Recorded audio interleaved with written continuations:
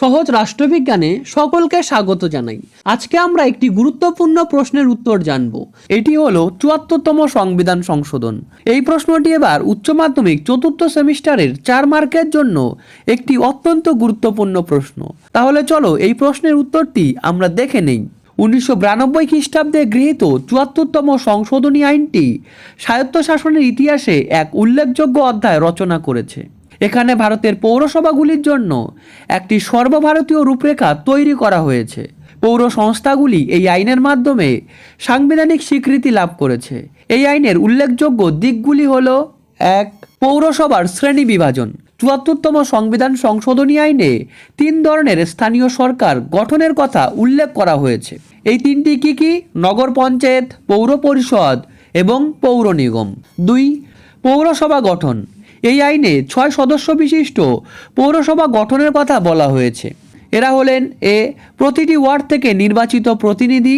B. সংশ্লিষ্ট এলাকার লোকসভা সদস্য। সি. রাজ্য বিধানসভার সদস্য।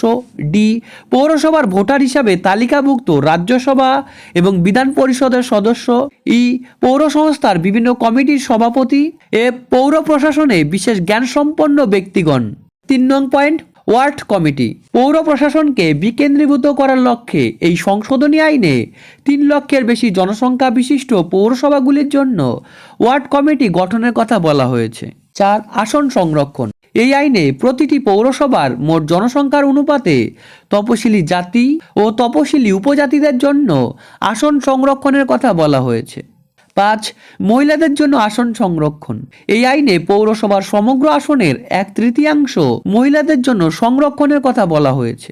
এছাড়া তপশিলি জাতি ও তপশিলি উপজাতিদের জন্য সংরক্ষিত আসনের 1/3 সেই সম্প্রদায়ের মহিলাদের জন্য সংরক্ষণের কথা বলা হয়েছে।